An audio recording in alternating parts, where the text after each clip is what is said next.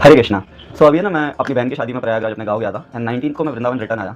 20th को हम लोग अजय फार्म पे गए थे, वहाँ पे थोड़ा फुटबॉल वगैरह खेला एंड देन 21st को अलवर में नगर संकीर्तन था, वहाँ पे गए, कीर्तन किया, डांस किया। 22nd को हाउस प्रोग्राम था, फिर travelling Alwar to Vrindavan.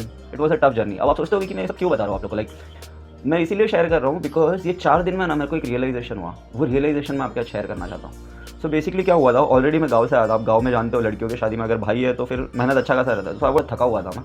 And then क्या हुआ कि 20th को हम लोग गए फुटबॉल खेलने, वहाँ पे 2 घंटा जम के फुटबॉल खेला और पूरा बॉडी पेन, पैर दर्द, सब कुछ हो रहा है। एंड देन प्रभु जी का जो मेरा मेंटर है उनका कॉल आया कि कल अलवर में नगर संकीर्तन है। तो मुझे और एक हमारा मैनेजर है उनको कॉल आया, अमन को। सो हम दोनों ने एक दूसरे को कॉल करके हम लोग डिस्कस कर रहे हैं और बहुत बॉडी पेन कर रहा है, जाने का मन नहीं है, ये वो। बट ऐसा होता है ना, आपके सीनियर है, वो आपके मेंटर है, ही इज़ गाइडिंग यू, सो आपको उनका बात सुनना है, आपका इच्छा नहीं है फिर भी जाना है। तो हम लोग गए, मतलब फोर्सफुली गए, बिना इच्छा के गए। बट जैसे ही वहाँ पे कीर्तन स्टार्ट हुआ, कीर्तन वी स्टार्टेड डांसिंग, गौर निताई चल रहे थे साथ में, एवरीवन, द क्राउड गैदर्ड, पूरा क्राउड हो गया था वहाँ पे। तो बहुत इन्जॉय किया हमने और लाइक सारा थकान सब कहाँ चला गया पता ही नहीं चला। नेक्स्ट डे हम लोग सुबह उठे 22nd को एंड देन सिलीसेर लेक गए, वहाँ पे it was a beautiful view.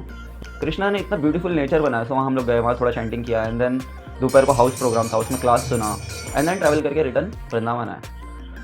सो मैंने एक चीज़ रियलाइज़ किया कि कभी कभी जब आपको कृष्णा के से रिलेटेड कुछ करना होता है ना, तो आपका माइंड आपको कोई ना कोई बहाना देके कन्विंस कर लेता है दैट डोंट डू दिस।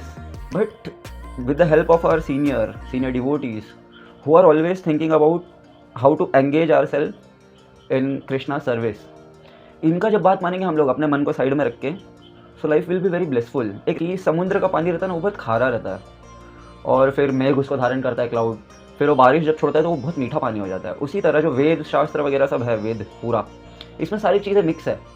तो इसको जो आचार्य लोग हैं, गोसाई है, प्रभुपाद है, ये लोग धारण करते हैं और उसका जो स्वीटेस्ट नेक्टर है वो हमको देता है। और सबका सार क्या आ रहा है, वेद उपनिषद पुराण का, हरि नाम करना, एसोसिएशन ऑफ डिवोटीज, भक्तों का संग करना और प्रसाद, कृष्ण प्रसाद लेना, कृष्ण प्रसाद को छोड़ के कुछ नहीं लेना। तो ये तीनों चीज़ जो है ना हमारे सीनियर डिवोटीज देते हैं। अब उस दिन गए हम लोग, हरिनाम संकीर्तन हुआ, भक्तों का संग भी मिला, प्रसाद, बहुत टेस्टी प्रसाद पाया।